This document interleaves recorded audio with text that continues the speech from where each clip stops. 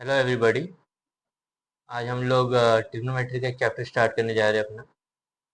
And जो जो लोग एसएससी बैंक रेलवेज या इस तरह के एग्जाम्स में बैठने वाले हैं उनका ट्रिग्नोमेट्री अगर स्ट्रांग नहीं है, कि चाहे वो बेसिक हो या एडवांस, आप इस वीडियो के माध्यम से ज़रूर बेटर हो जाएंगे। बाकी जिन लोगों का बेसिक ठीक है उन लोग के लिए रिवीजन हो जाएगा स्टार्टिंग में, क्योंकि हम एडवांस में थोड़ा सा आगे जाके जाएंगे।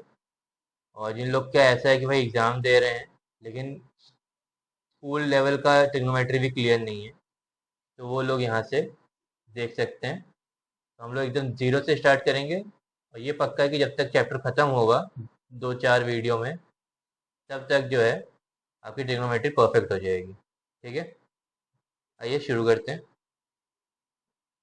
तो सबसे पहले तो ट्रिग्नोमेट्री में अपने को टेबल का पता होना चाहिए, है ना। ट्रिग्नोमेट्री में अपनी टेबल जो आती है 0 डिग्री, 30 डिग्री, 45 डिग्री, 60 डिग्री और 90 डिग्री, है ना। ये जो 5 चीज़ें हैं डिग्रियों की, इनकी हमें कुछ सपोर्टिव वैल्यूज़ पता होनी चाहिए, और सारी याद करने की ज़रूरत नहीं है ना। हल्का सा आइडिया होना चाहिए। साइन की वैल्यू, कॉस की वैल्यू और टैन की वैल्यू। ठीक है, इतना ध्यान अगर रहेगा आपको तो कोई दिक्कत नहीं आएगी। ठीक है, बस इतनी टेबल है। इसके बाद तीन और होते हैं, है ना, कॉसेक, सेक, कॉट। लेकिन वो क्या है, इनकी रेसिप्रोकल्स होते हैं। तो अगर आपको ये तीन याद है तो वो तीन ऑटोमेटिकली आप समझ जाओगे कि आपको आते ही हैं।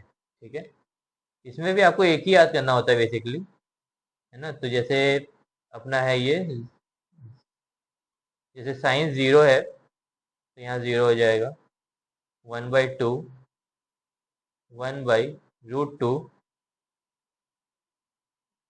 √3/2 और 1। बेसिकली आपको सारे भी याद नहीं करने होते, खाली ये साइन ही याद हो जाता है तो बहुत हो जाता है।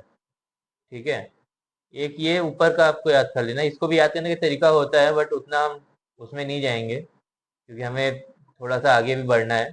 तो इसको कैसे याद करना है, क्या नहीं करना है, उतना सा हल्का सा तो आपको याद कर सकते हो, है ना। कुछ लोग ऐसे 1/4, 0/4 ऐसे लिख लिख के याद करते हैं, वो चीज़ सीखने की ज़रूरत नहीं है। तो अब छोटे बच्चे तो हो नहीं कोई, तो थोड़ा उस हिसाब से चलेंगे हम लोग। साइन के अगर आपको ये वैल्यूज याद है तो कॉस में आपको खाली इसका रिवर्स में लिखना है। अगर साइन 91 है तो कॉस 1 होगा। इधर √3/2 होगा, ये 1/√2 होगा। 30 अगर 1/2 था तो कॉस 60 1/2 है। साइन जीरो अगर जीरो है, कॉस 90 जो है जीरो है। ठीक है, इस हिसाब से है ये। बाकी अगर देखेंगे तो tan का क्या है, tan होता है अपना साइन अपॉन कॉस। ठीक है, धीरे धीरे भी हम फॉर्मूलाज वगैरह में और चीज़ों में इंडल्ज करेंगे, आपको धीरे धीरे आइडिया लगेगा। बाकी अभी के लिए आप ये जान लीजिए, जिनको नहीं पता है, tan जो है वो साइन अपॉन कॉस होता है। ठीक है, अभी जब आपके सामने बाकी क्वेश्चंस वगैरह आएंगे या चीज़ें भी स्टार्ट होंगी तो हम लोग लिखते हैं, जैसे साइन के बारे में लिखेंगे तो साइन थीटा। ठीक है, या फिर साइन ए, या कुछ भी, मतलब कुछ एक सिंबल या एक वेरिएबल यूज करते हैं साइन या कॉस या कोई भी ट्रिग्नोमेट्रिक फंक्शन के आगे। तो इसका जो है मतलब है बेसिकली एंगल डिफाइन करते हैं। ठीक है, थीटा ए ये सब जो है एंगल डिफाइन करते हैं। 0, 35, 45, 60, 90 या कोई भी और एंगल जो है आपके सामने डिफाइन होगा, तो उस हिसाब से ही जो है हम लोग आगे बढ़ेंगे। ठीक है, बाकी अभी मैं एक बार सारे बेसिक वाली चीज़ें लिख देता हूँ यहाँ पे, एकदम बेसिक जो है ट्रिग्नोमेट्रिक फंक्शंस के बारे में। आपको कहीं पे भी अगर ऐसा लग रहा है कि भाई कोई चीज़ समझ में नहीं आई है, आप वीडियो को पॉज करके दोबारा से देखो पीछे से। ठीक है, ये मैं अभी के लिए नहीं, आगे के लिए भी कह दे रहा हूँ, क्योंकि हो सकता है कि भाई कोई एक बात एक बार में समझ में ना आए, है ना। तो वो 2 बार देखो, 3 बार देखो, 4 बार देखो, लेकिन जब तक समझ में ना आए आगे मत जाना। तो एकदम बेसिक चीज़ें जो होती हैं आपको देख लेते हैं। जैसे साइन थीटा है, ये 1 अपॉन कॉसेक थीटा होता है। ठीक है, कॉस थीटा जो है ये 1 अपॉन सेक थीटा होता है। और टेन थीटा जो है ये sine theta upon cos theta होता है, ये तो मैंने बताया अभी, है ना। साथ ही में ये 1 अपॉन कॉट थीटा भी होता है। ठीक है, इतना बेसिक सा चीज़ याद रखना है आपने। भाई कॉसेक अपॉन सेक और ये सब वो सब याद करने की जरूरत नहीं है, क्योंकि उसके ना ही क्वेश्चंस आते हैं और उतना कॉम्प्लिकेट करके कोई फायदा भी नहीं है ना। इजी तरीके से याद रखेंगे बेसिक को, कॉम्प्लिकेशन चीज़ें जो है ऑलरेडी एडवांस में आएंगी। तो जिनको कॉम्प्लिकेशंस पसंद है आगे भी आएंगे, तो उसमें आप लोग उस हिसाब से कीजिएगा। ठीक है, तो ये तो हो गए बेसिक फंक्शंस अपने, जो हमें पता होने चाहिए, एकदम बेसिक से चीज़ें। नेक्स्ट थोड़ा सा हम हाइट डिस्टेंस का चीज़ देख लेते हैं, हल्का सा, ज़्यादा नहीं, क्योंकि हाइट डिस्टेंस का अलग चैप्टर होता है। बट ट्रिग्नोमेट्री में थोड़ा सा आइडिया होना चाहिए क्या है क्या नहीं ट्राइंगल के लेवल पे, तो वो हम देख लेते हैं। तो एक ट्राइंगल जैसे है, हाइट डिस्टेंस पूरा ट्राइंगल बेस्ड एक वो चलता है।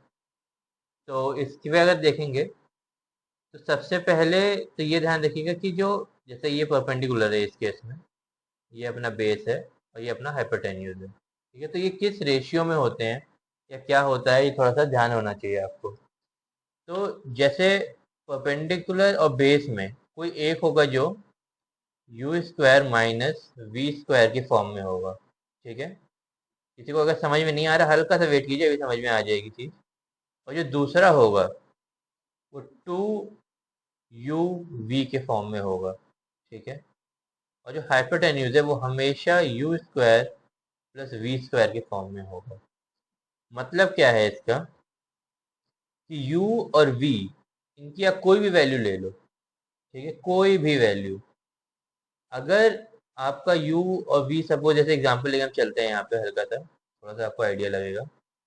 सपोज u आपका जो है वो है अपना 3 है। ठीक है, और v जो है, नहीं u को एक काम करते हैं बड़ा ले लेते, because u square minus v square लिखना है ना हमें यहाँ पे, तो u जनरली बड़ा ही रहेगा v के कंपैरिजन में। ओके, तो u जो है हमारे सपोज 4 है और v जो है वो 3 है। ठीक है, तो अभी कैसे रहेगा, जो परपेंडिकुलर है वो क्या बन जाएगा, 4 का स्क्वायर माइनस 3 का स्क्वायर। ठीक है, 4 का स्क्वायर माइनस 3 का स्क्वायर कितना हो गया, 16 माइनस 9 7। ठीक है, p हो गया 7। b क्या हो जाएगा, 2uv, यानी कि 4 इंटू 3 यानी कि 12 इंटू 2 यानी कि 24। तो b हो गया 24। ठीक है, h क्या हो जाएगा, 16 प्लस 9, राइट, 16 प्लस 9, h हो जाएगा अपना क्या बोलते हैं 25। ठीक है, अब आप लोग चाहें तो आपको ध्यान होगा कि जब भी ट्रिग्नोमेट्री ऐसे ट्राइंगल में होता है तो ये राइट एंगल रहता है और ये यहाँ पे पाइथागोरस थ्योरम लगती है ना।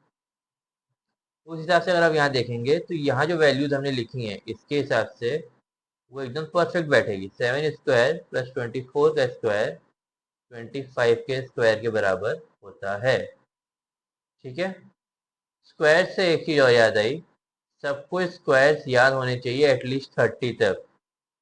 ठीक है, आप एडवांस मैथ्स पढ़ रहे हैं इसका मतलब है आपके अलजेब्रा वगैरह वाली साइड पूरी क्लियर होनी चाहिए। ठीक है, अगर नहीं है तो पहले आप वो वाली वीडियोस देखें हमारी, उसके बाद यहाँ पे आए। ठीक है, स्क्वायर के ऊपर भी डेडिकेटेड वीडियो डालूंगा मैं अभी, क्यूब्स के ऊपर भी डालूंगा कि कैसे आपको याद नहीं करना पड़ेगा सारा, खाली स्टार्टिंग के 8-10 स्क्वायर याद होने चाहिए। उसके बाद सारे स्क्वायर आप अपने आप बना लोगे, दिमाग में कैलकुलेट कर लोगे, इतना बेहतरीन तरीके बताएंगे। ठीक है।